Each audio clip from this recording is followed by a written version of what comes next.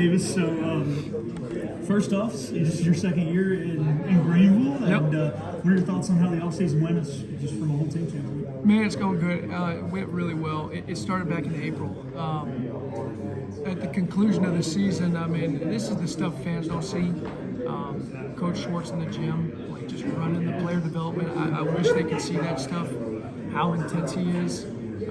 Just in a 45-minute workout with a player, even if it was a guy that got no minutes last year. I wish the fans could see that stuff. So if you take that on day one of spring workouts after the season and you go all the way up until this point, you think about the daily deposits that he makes with the players and how much they improve, And so, guys on the outside, they don't get to see that stuff, but we just can't wait for them to see it whenever we get the midges. You guys are trying to prove that games are won in the offseason, right?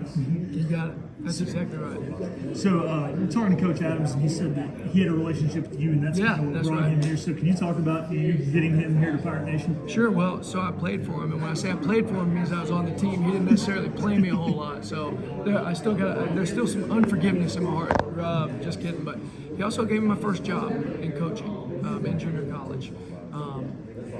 But we lost a good coach in Nick Manson when he went to Texas. We really did. We lost a good one, and it just so happened, one of the best defensive coaches in the country was on the market, and we called and talked to him. And I'm telling you, people have brought this up to me about being the connection. Yes, there's no doubt I was the connection. However, Coach Adams came here because of Coach Schwartz, because he knew Coach Schwartz was a defensive guy, and he's got a long playing relationship against Coach Schwartz. They've coached against each other multiple times. So he knew about Coach Schwartz and what he believes in defensively, so he knew it would be a good fit. And that was really the bottom line. He wanted to go somewhere where the investment in defense was going to be there. And when it's coming from the head coach, it makes all of our jobs easier. When you look at recruiting, how do you differentiate a guy who truly is passionate about defense as opposed to a kid who just is playing it to make sure he's getting minutes? Look, I'll say it's pretty easy to tell. There's no question. There's a level of energy that goes into it. It's like when a guy loves his job, you can tell. It could be as simple as driving through Starbucks and the guy at the window is enthusiastic. You have enthusiasm, you typically enjoy it, you invested in it. Yeah. That fine line is looking at guys that, do they not play defense because maybe they just don't know about it that much? Maybe you can get them to that next level. That's the challenge. The reason why they're not playing defense. Is it because they just don't have it in them? Or is it because they just haven't been taught it yet? You just don't know. You don't ever know. That, I'm telling you, that's the challenging part. So, the guys had their first scrimmage in front of eyes the other day. Yeah, that's right. How'd the young guys, how'd they deal with that? With that, I should say. Yeah. As expected, they're still learning the amount of energy just to get through a practice. Yeah. And we like to think our practices are harder than games. So, but still, when it comes to the game, they're not quite there yet, what we're expecting of them.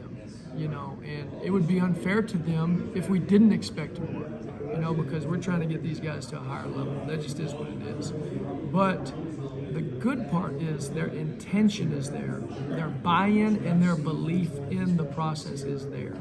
They're just still making mistakes because they're young, they're 18 years old. It just is what it is.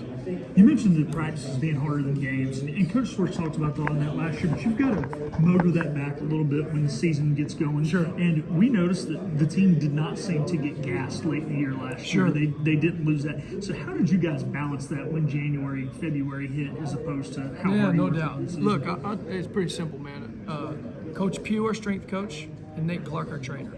Obviously, with Coach Schwartz, they're in cahoots a lot about the amount of energy expenditure in practice, the workload, all this stuff that's way over my head.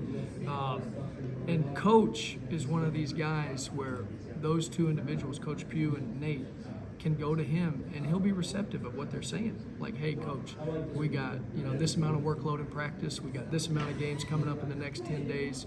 Here's what we, and they get into science and all the stuff that I don't understand. But again, the credit is the coach because he's the boss and he's willing to listen to that stuff. And I'll tell you, a lot of head coaches aren't willing to hear all that. So now, coach on the other side of that, he plays that fine line of, hey, you know what? I know what I want to do. I know the guys can take more, and I'm going to push them a little bit more. And then he's just got that natural feel for kind of when to let up so that they can have fresh legs for the game. All right, guys, good.